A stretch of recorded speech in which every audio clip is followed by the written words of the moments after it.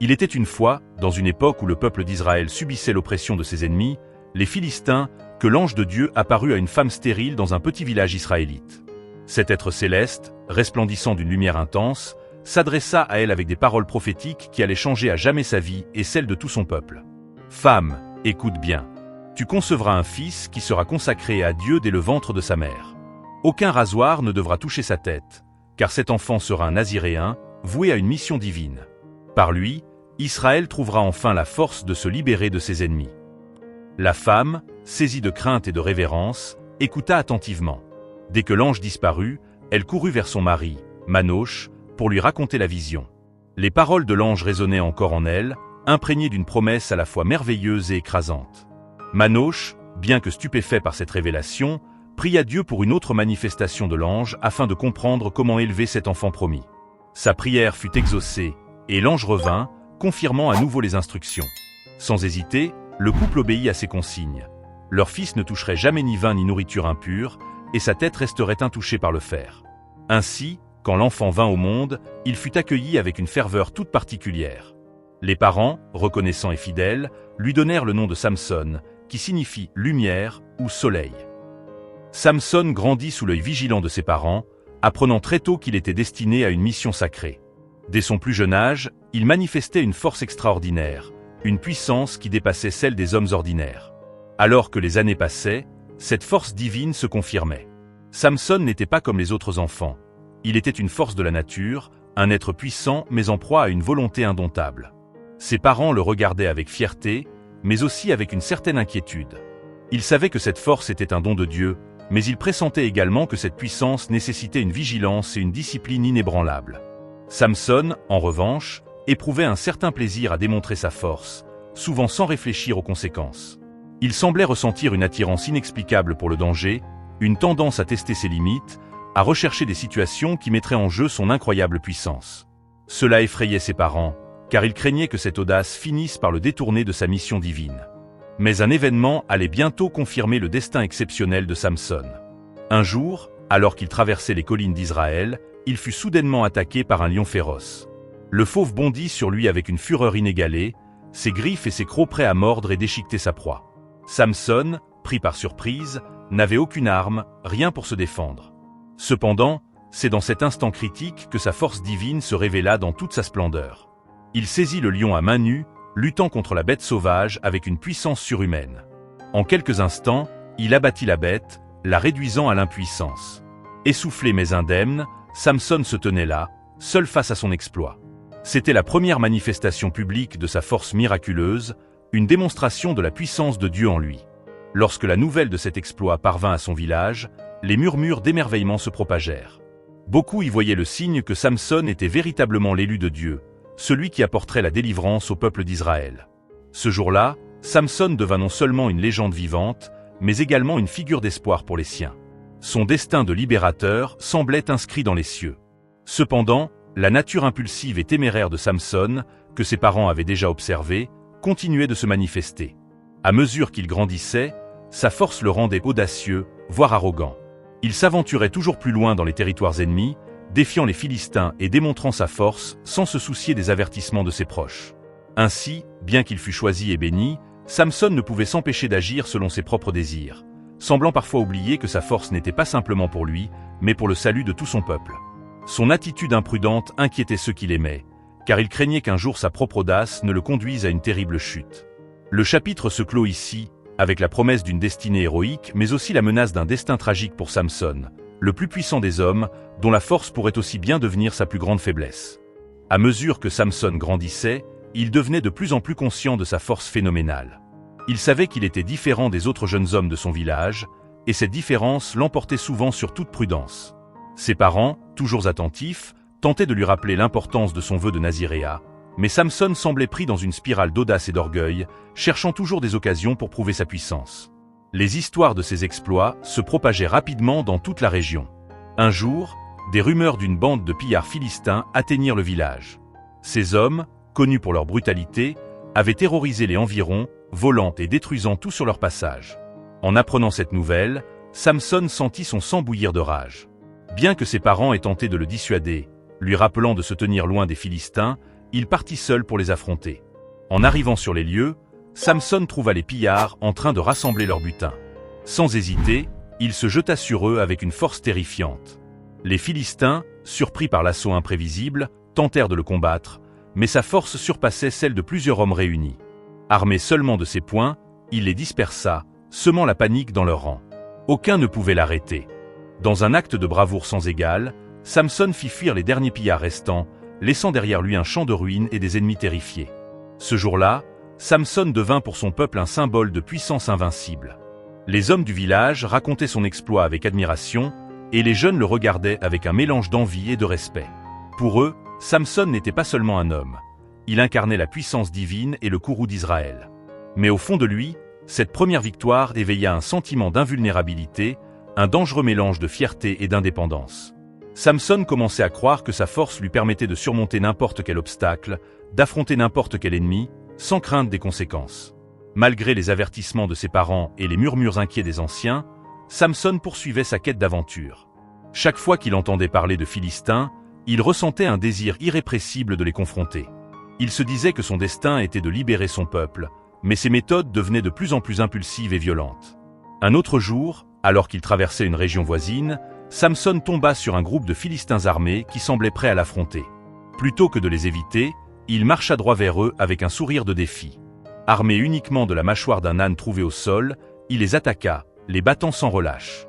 En quelques instants, tous ses adversaires gisaient au sol. Cet exploit, bien que courageux, montrait aussi l'impétuosité de Samson, une inclination à ignorer le danger et à plonger tête baissée dans le conflit. À mesure que ces histoires circulaient, le nom de Samson semait la peur parmi les Philistins. Ils voyaient en lui une menace que même leurs guerriers les plus redoutables ne pouvaient abattre. Ils commencèrent alors à élaborer des plans pour le capturer, pour mettre fin à sa force extraordinaire et assurer leur domination sur Israël. Malgré ses victoires, Samson restait isolé. Sa nature de guerrier solitaire, alimentée par son impulsivité, le détachait de ceux qui cherchaient à l'aider ou à l'aimer. Ses parents, bien qu'inquiets, observaient avec un mélange de fierté et d'appréhension le chemin que prenait leur fils. Ils craignaient que, sans un contrôle ferme, sa force ne devienne une malédiction. Le chapitre se termine alors que Samson contemple l'horizon, l'esprit enfiévré par ses récents exploits, ignorant que ses ennemis ne cessaient de comploter contre lui. Le chemin qu'il empruntait devenait de plus en plus périlleux, et les choix qu'il faisait le rapprochaient, à chaque pas, d'un destin à la fois glorieux et tragique. Alors que Samson continuait d'accumuler des exploits, il fit une rencontre qui allait changer le cours de sa vie. Lors d'un voyage dans les terres philistines, il aperçut une femme dont la beauté le captiva immédiatement. Elle était différente de toutes les autres qu'il avait vues, une Philistine, une femme du peuple ennemi d'Israël. Malgré les tensions entre leurs peuples, Samson fut attiré par elle d'une manière qu'il ne pouvait expliquer. De retour chez ses parents, il déclara sans équivoque « J'ai trouvé la femme que je veux épouser. Elle est philistine. » Stupéfait, ses parents tentèrent de le raisonner. « Pourquoi choisis-tu une femme des incirconcis, des ennemis de notre peuple? N'y a-t-il pas parmi notre peuple une femme qui te conviendrait ?» Mais Samson resta inébranlable. Son amour pour cette femme inconnue, bien que dangereux et interdit, semblait inaltérable. Samson, doté de sa force physique impressionnante, croyait que rien ne pouvait le menacer, même l'amour d'une Philistine. Il voyait cette union comme un moyen de rapprochement entre Israël et ses oppresseurs. Ses parents, conscients du danger, finirent par accepter la volonté de leur fils et l'accompagnèrent jusqu'à la ville des Philistins pour organiser le mariage. À l'approche de la célébration, Samson proposa un défi aux invités philistins, un énigma qui, s'ils parvenaient à le résoudre, leur apporterait 30 vêtements de fête. Il déclara avec confiance « De celui qui mange est sorti de la nourriture, et du fort est sorti le doux. » Les Philistins, perplexes, furent incapables de déchiffrer cette énigme pendant des jours. Ils ne pouvaient comprendre que l'énigme faisait référence au lion que Samson avait tué des années auparavant et dans lequel il avait plus tard trouvé un nid d'abeilles. Les jours passaient et l'impatience des Philistins se transformait en colère. Incapables de supporter la perspective de perdre face à un Israélite, ils décidèrent de manipuler la fiancée de Samson. La menaçant de détruire sa famille et de la tuer si elle ne leur livrait pas la réponse, ils firent pression sur elle pour qu'elle soutire le secret à son futur époux. Sous la pression, la femme céda et demanda à Samson de lui révéler la réponse. Après des supplications incessantes, Samson céda finalement, lui confiant le secret de l'énigme. Sans perdre un instant, elle transmit l'information aux Philistins. Lorsque les hommes vinrent à Samson et lui donnèrent la réponse exacte, il comprit immédiatement ce qui s'était passé. Saisi de colère et de ressentiment, Samson se sentit trahi par celle qu'il aimait. Humilié devant ses ennemis, il décida de se venger. Sans hésiter, il quitta la ville pour un autre village philistin, où il tua 30 hommes, prenant leurs vêtements pour régler sa dette envers ceux qui avaient résolu l'énigme. Lorsque Samson revint, cependant, il apprit que sa fiancée avait été donnée en mariage à un autre homme, un des compagnons philistins. Sa rage fut décuplée. Blessé dans son amour et trahi par les Philistins, Samson se jura de leur faire payer cet affront. Cette expérience marqua le début de sa vendetta personnelle contre le peuple philistin, une haine alimentée autant par la trahison que par son désir de protéger Israël. Ce chapitre se termine sur la promesse de nouvelles confrontations entre Samson et les Philistins. La tension montant alors que le héros, désillusionné par l'amour, commence à embrasser son rôle de libérateur violent. Après la trahison de sa fiancée et l'humiliation subie, Samson ressentit une colère ardente et incontrôlable envers les Philistins. Son cœur était brisé, et sa confiance en eux avait été définitivement anéantie. Ses intentions de pacifier la relation entre Israël et les Philistins se transformèrent en une soif de vengeance. Samson décida de faire payer les Philistins pour chaque affront, et il commença à orchestrer une série de représailles qui allaient marquer un tournant dans sa vie. Samson retourna dans les champs philistins, bien décidé à les priver de leur subsistance. En pleine récolte, il captura 300 renards et, dans une stratégie aussi rusée que dévastatrice, il attacha des torchers aux queues des renards par paire, puis alluma les torchers et lâcha les animaux dans les champs de blé des Philistins. Les flammes se propagèrent rapidement, réduisant les champs, les vignobles et les oliveraies en cendres. Lorsque les Philistins virent la dévastation, ils furent saisis de colère. Ils avaient perdu leurs ressources les plus précieuses et se mirent immédiatement à la recherche du responsable de cet acte de destruction. Apprenant que c'était l'œuvre de Samson, motivé par sa colère et sa vengeance après la perte de sa fiancée, ils se tournèrent vers la famille de celle-ci pour les punir. Dans un acte de brutalité impitoyable, les Philistins mirent à mort la fiancée de Samson et son père en représailles. Cette atrocité fit écho à Samson, ravivant en lui une rage profonde. La perte de celle qu'il avait autrefois aimée, même si elle l'avait trahi, lui causait une douleur intense et le poussait à redoubler d'efforts pour affliger ses ennemis. Ce cycle de vengeance entre Samson et les Philistins menaçait d'entraîner les deux peuples dans une guerre interminable. Une nuit, en réponse aux actions des Philistins, Samson les attaqua de front. Il abattit un grand nombre d'hommes, frappant rapidement et sans pitié, semant la terreur parmi ceux qui se dressaient sur son chemin. Les Philistins, bien qu'effrayés par sa force surnaturelle, continuaient à chercher un moyen de le capturer, comprenant que tant qu'il serait en liberté, la sécurité de leur peuple serait compromise. Épuisé mais déterminé, Samson se retira temporairement dans une grotte d'Étham pour reprendre des forces. Là, il fut approché par les hommes de Juda, qui lui reprochèrent ses actions violentes, expliquant que ces actions menaçaient de déclencher une répression massive des Philistins contre tout Israël. Ils suppliaient Samson d'accepter d'être livré aux Philistins pour apaiser leur colère. Samson, connaissant la fragilité de son peuple face à l'armée philistine, accepta à contre-cœur d'être ligoté et emmené. Cependant, ce moment de soumission n'était qu'une illusion. Dès que les Philistins se rapprochèrent pour l'emprisonner, l'Esprit de Dieu descendit sur Samson, brisant les liens qui le retenaient comme de simples fils. Sans arme à portée de main, il s'empara de la mâchoire fraîche d'un âne qu'il trouva au sol, et avec cet instrument improvisé, il massacra 1000 Philistins dans une fureur inarrêtable. Ce chapitre se clôt sur une note d'intensité et de dévastation. Samson, après cette bataille, ressent un mélange de triomphe et de solitude, sa soif de vengeance n'ayant pas apaisé la douleur de la trahison et de la perte. Sa puissance inégalée et ses actes audacieux lui valaient le respect de certains, mais aussi la crainte et l'isolement. Les jours qui suivirent la bataille avec la mâchoire de l'âne furent marqués par un silence tendu. Les Philistins, terrifiés par la force inhumaine de Samson, s'étaient repliés, leur chef discutant fébrilement de stratégie pour neutraliser cette menace incontrôlable.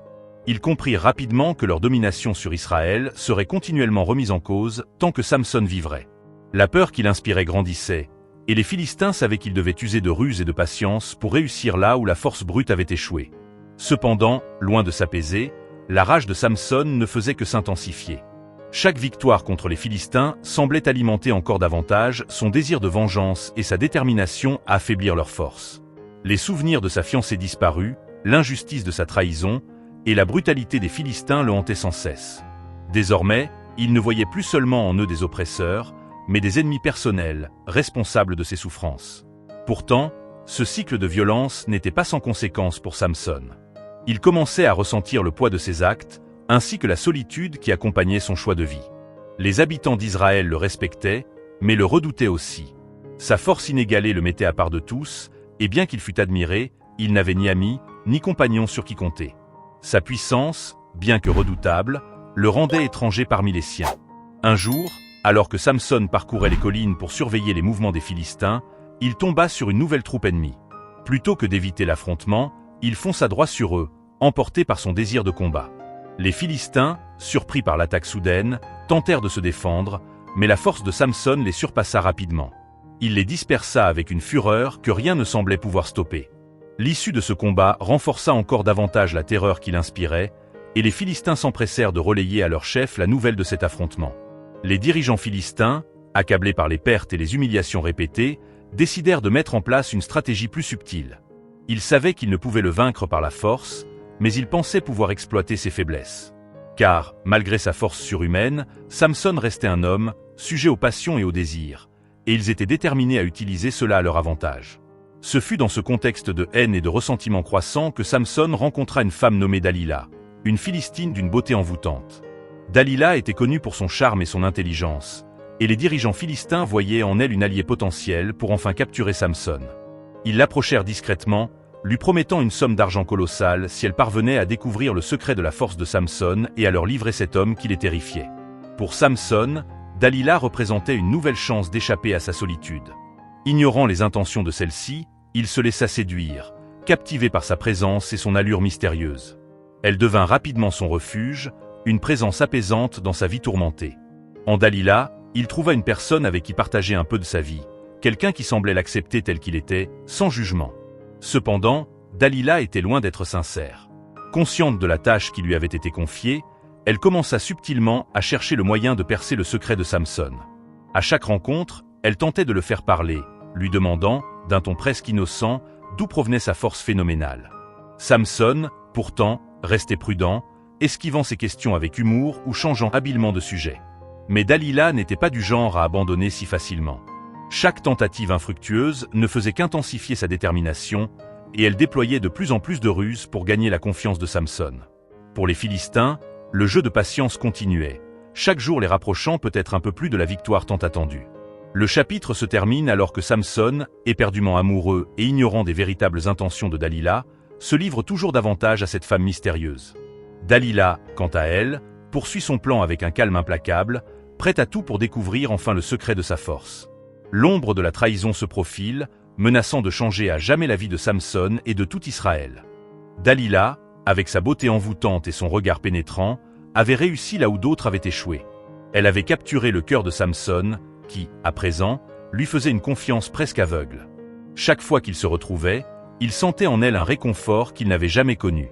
Ses combats incessants contre les Philistins et ses conflits internes semblaient s'apaiser lorsqu'il était en sa présence.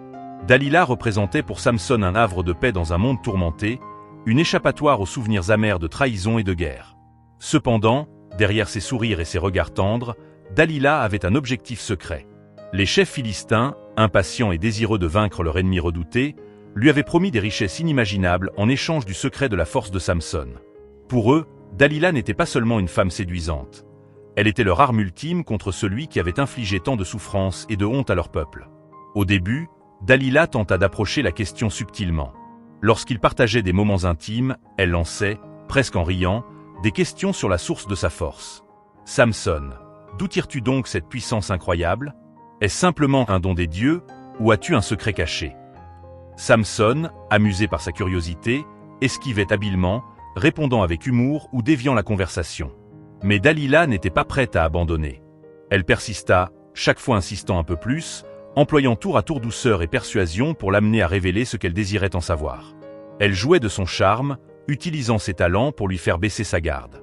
À mesure que les jours passaient, sa demande devenait plus pressante, presque désespérée, et Samson, bien que toujours sur ses gardes, se sentait faiblir face à son insistance. Un soir, Dalila fit mine d'être offensée par son refus persistant de lui faire confiance. « Si tu m'aimais vraiment, tu me dirais tout, Samson. Comment peux-tu dire que tu m'aimes alors que tu me caches le secret qui fait de toi l'homme que tu es ?» Ces paroles eurent l'effet désiré. Samson, pris entre l'amour qu'il croyait sincère et le poids de ses propres sentiments, commença à céder. Pour la première fois, il envisagea de lui dire la vérité, pensant qu'elle méritait sa confiance. Pourtant, avant de révéler la vraie source de sa force, il décida de la tester, lui racontant des histoires fictives. Si on me liait avec cette corde fraîche, jamais utilisée, je perdrais toute ma force, dit-il, feignant la sincérité. Dalila rapporta immédiatement cela aux Philistins, qui lui procurèrent les cordes et attendirent dans l'ombre. Cette nuit-là, alors que Samson dormait, elle le lia avec les cordes et cria « Samson, les Philistins sont sur toi !» Sans effort, il brisa les liens comme s'ils n'avaient été que de simples fils. Dalila, déconcertée mais déterminée, comprit que Samson ne lui avait pas dit la vérité. Elle tenta de nouveau. « Si tu m'aimais vraiment, tu ne me mentirais pas », répéta-t-elle, sa voix chargée de reproches. Cette fois, Samson inventa une autre histoire, disant qu'il perdrait sa force s'il était attaché avec des cordes neuves jamais utilisées. Encore une fois, Dalila le testa, et, encore une fois, il brisa les liens comme si de rien n'était. Mais la persévérance de Dalila restait inébranlable. Elle comprit que seul le vrai secret lui permettrait de le vaincre.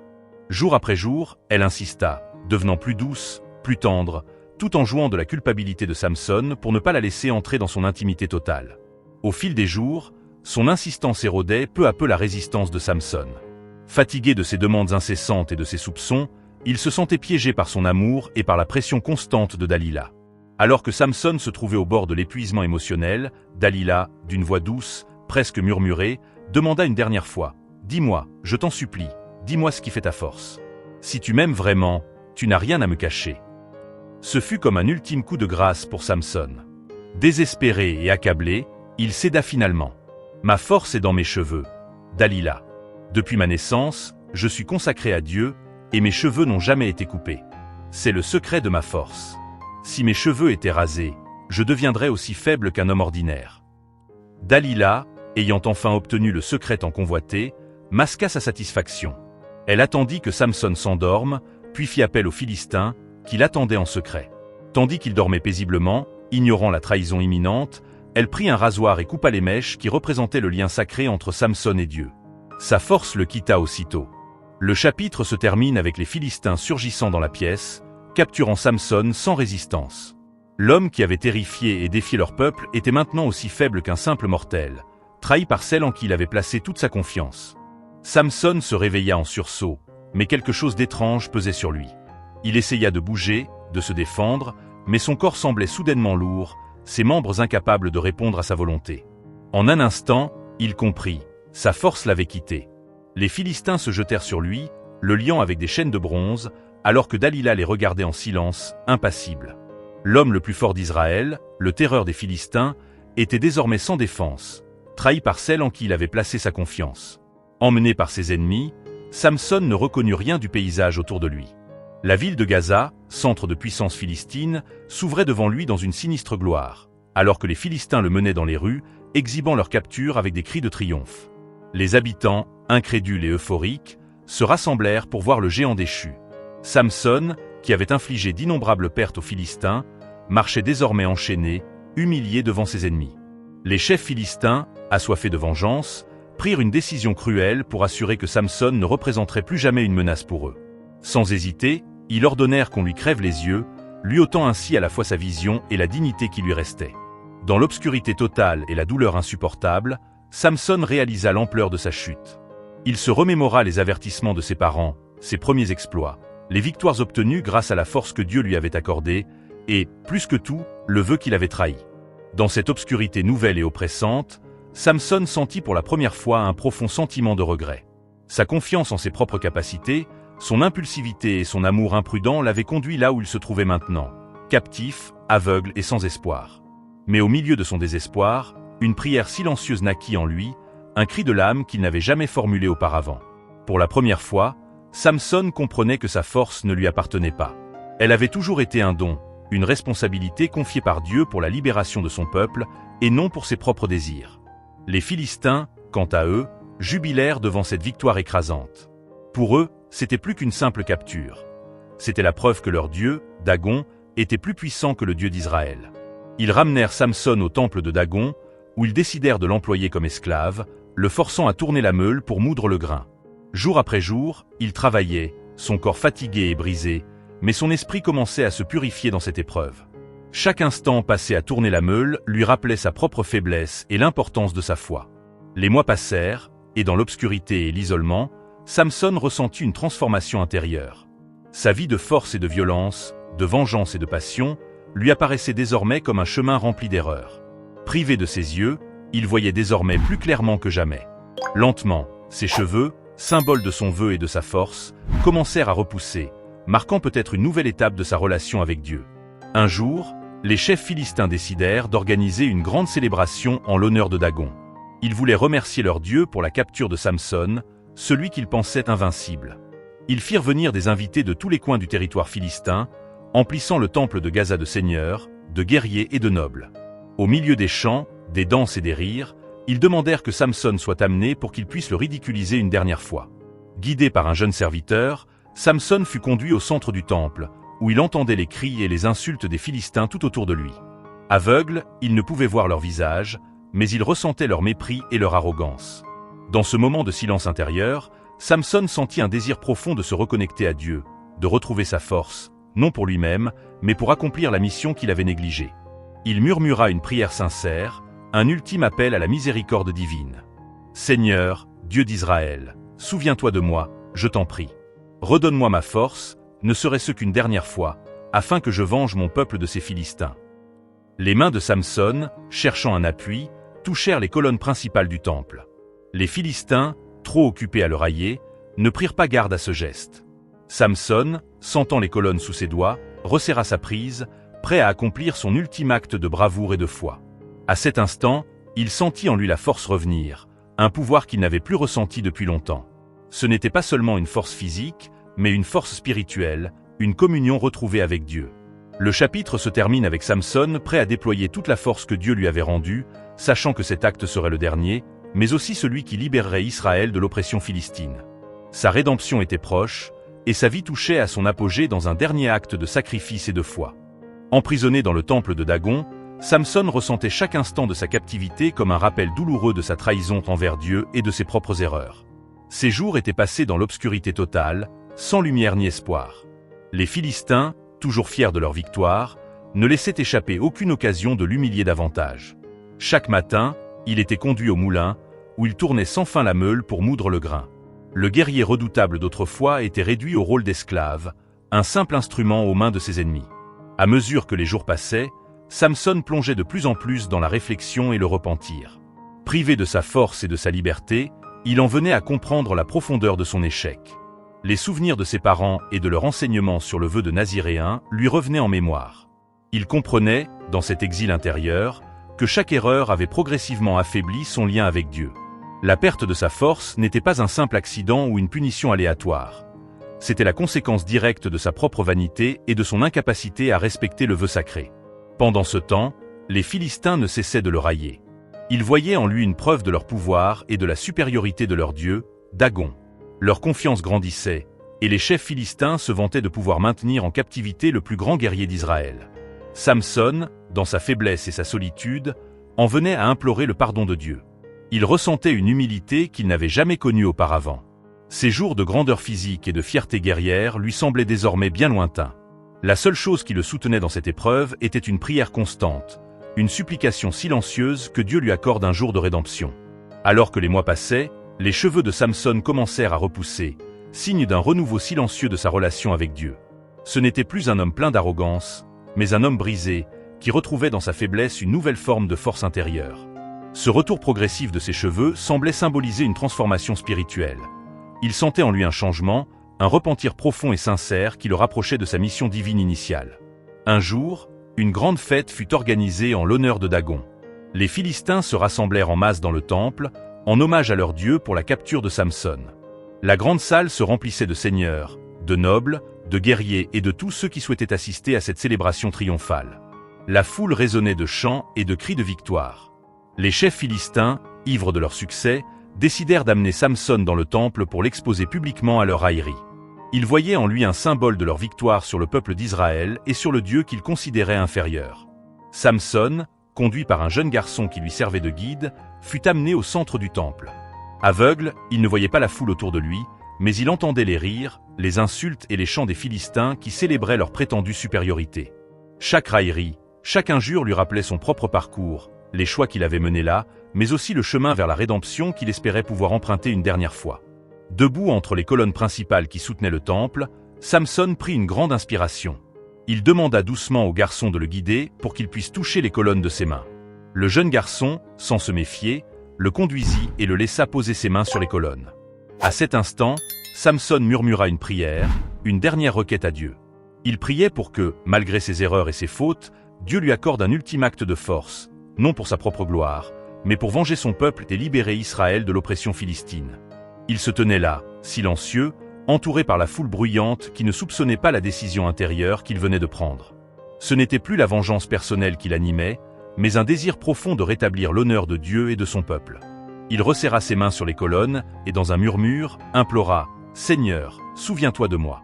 Redonne-moi ma force pour un dernier acte, afin que je puisse accomplir ce que j'ai failli. » À mesure qu'il priait, Samson sentit une énergie nouvelle parcourir son corps. Il n'était plus l'homme arrogant d'autrefois. Il était désormais un instrument de justice, prêt à accomplir la volonté divine, peu importe le coût. Il concentra toutes ses forces dans ses bras, sentant la puissance revenir en lui. Le chapitre se termine avec Samson, sentant cette force retrouvée, prêt à tout sacrifier pour accomplir son destin. Il sait que cet acte sera son dernier, mais il l'accepte avec une sérénité nouvelle, car il n'agit plus pour lui-même, mais pour Dieu et pour Israël. La foule philistine se pressait dans le temple de Dagon, dansant et chantant en l'honneur de leur Dieu. Ils n'avaient aucun doute quant à leur supériorité. À leurs yeux, Samson n'était plus qu'un captif, un trophée déchu dont la force appartenait désormais au passé. Au centre de cette scène, Samson, les yeux fermés et les mains posées sur les colonnes de pierre, priait en silence, se reliant à Dieu d'une manière qu'il n'avait jamais connue auparavant. Samson sentait une paix intérieure se déverser en lui.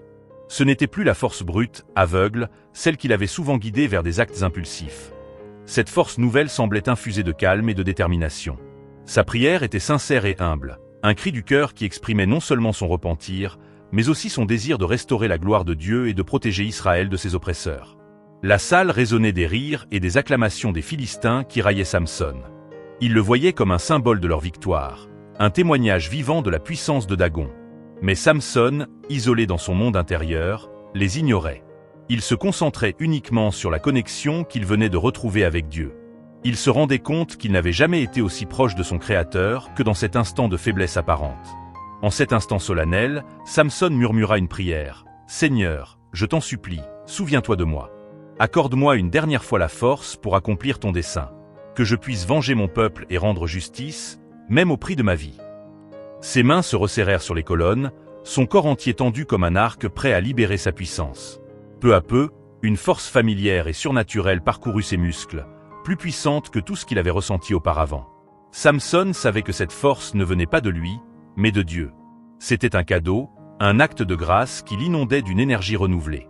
Il sentit les colonnes trembler sous ses mains, et, dans un dernier souffle de foi, il poussa de toutes ses forces, concentrant toute son énergie dans cet acte ultime. Les Philistins, pris dans l'euphorie de la fête, ne remarquèrent pas tout de suite les craquements inquiétants qui se propageaient dans la structure du temple.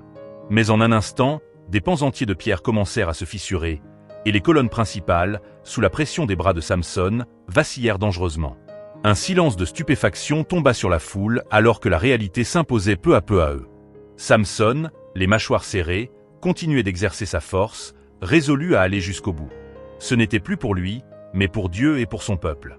Il savait que cet acte serait son dernier, mais il l'acceptait avec une détermination sereine. Finalement, dans un craquement assourdissant, les colonnes cédèrent, entraînant tout le temple dans leur chute. Le toit, chargé de pierres et de poutres massives, s'effondra sur les Philistins rassemblés en dessous, dans un chaos indescriptible. La foule paniqua, mais il était trop tard pour fuir. Les pierres s'abattaient de toutes parts, écrasant ceux qui tentaient de s'échapper. Dans cette dernière action, Samson emporta avec lui des centaines de Philistins, y compris les plus hauts chefs et dignitaires, qui ne purent qu'assister impuissants à leur propre fin. L'oppression philistine sur Israël se brisait, non pas par une guerre prolongée, mais par l'acte sacrificiel d'un homme qui avait retrouvé la faveur de Dieu dans ses derniers instants. Alors que les décombres s'entassaient et que le bruit s'estompait, un calme étrange envahit les ruines. La nouvelle de l'effondrement du temple de Dagon et de la mort de Samson et des chefs philistins se répandit rapidement à travers la région. Israël apprit bientôt ce qui s'était passé, et une profonde tristesse mêlée de respect remplit les cœurs de son peuple. Samson, malgré ses faiblesses et ses erreurs, avait finalement accompli son rôle de libérateur. Ce chapitre se conclut sur l'image de Samson, non plus comme un guerrier arrogant, mais comme un héros rédimé, un homme qui, dans son sacrifice ultime, trouva la rédemption et la paix intérieure. Son histoire serait racontée de génération en génération, non seulement comme celle de l'homme le plus fort d'Israël, mais comme celle d'un homme qui trouva sa force véritable dans sa relation avec Dieu. Les ruines du temple de Dagon étaient encore fumantes lorsque les habitants de Gaza commencèrent à émerger, choqués par la dévastation qui s'étendait sous leurs yeux. Là, parmi les décombres, reposait le corps de Samson, entouré des restes des dignitaires philistins et de nombreux soldats. En une seule action, il avait mis fin à l'oppression philistine et laissé une marque indélébile dans l'histoire d'Israël. La nouvelle de la mort héroïque de Samson se répandit rapidement. Les Israélites, lorsqu'ils apprirent le sacrifice de leur héros, ressentirent une profonde révérence et une grande tristesse. Malgré ses erreurs et sa vie tumultueuse, Samson avait accompli son destin en libérant son peuple par un ultime acte de bravoure. Ses proches et les anciens d'Israël vinrent jusqu'à Gaza pour récupérer son corps et lui donner les honneurs qu'il méritait. Les hommes de sa tribu, arrivés en silence, commencèrent à dégager son corps des décombres avec soin et respect. Ils le portèrent jusqu'à sa terre natale, où il serait enterré aux côtés de ses ancêtres, en reconnaissance pour sa dévotion à son peuple. Sa tombe, située dans le pays de Dan, devint un lieu de mémoire, où les générations futures viendraient pour se rappeler non seulement sa force physique, mais aussi la complexité de son parcours spirituel. Le sacrifice de Samson ne marqua pas seulement la fin de la domination philistine sur Israël, mais il laissa également un héritage puissant, un rappel de la relation entre Dieu et son peuple. L'histoire de Samson devint un récit de repentance, d'humilité retrouvée et de force véritable, celle qui vient non de la puissance physique, mais de la foi et de l'acceptation des desseins divins. Samson, en perdant tout, avait finalement tout gagné, la paix intérieure, la réconciliation avec Dieu et le respect de son peuple. Avec le temps, sa légende se répandit dans tout Israël. On racontait ses exploits et ses erreurs, ses victoires et ses chutes, comme des leçons vivantes sur l'importance de rester fidèle à ses engagements envers Dieu. Les anciens rappelaient que, même le plus fort des hommes pouvait connaître la défaite s'il s'éloignait de son Créateur.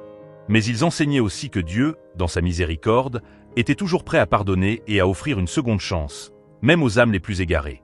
En Israël, le nom de Samson devint symbole de force et de rédemption. Il était à la fois le guerrier indomptable qui affrontait des ennemis par centaines, mais aussi l'homme brisé qui retrouva la foi dans ses derniers instants. Son histoire rappelait à chaque Israélite que la véritable force réside dans l'humilité et la fidélité à Dieu, que même les erreurs peuvent mener à la rédemption lorsqu'elles sont accompagnées de sincérité et de repentance. Ainsi se termine la vie de Samson, l'homme le plus fort de la Bible, celui qui fut à la fois un exemple de puissance et une leçon d'humilité. Son héritage resta gravé dans les cœurs, inspirant les générations futures à chercher la force non dans leur propre capacité, mais dans la connexion avec le divin.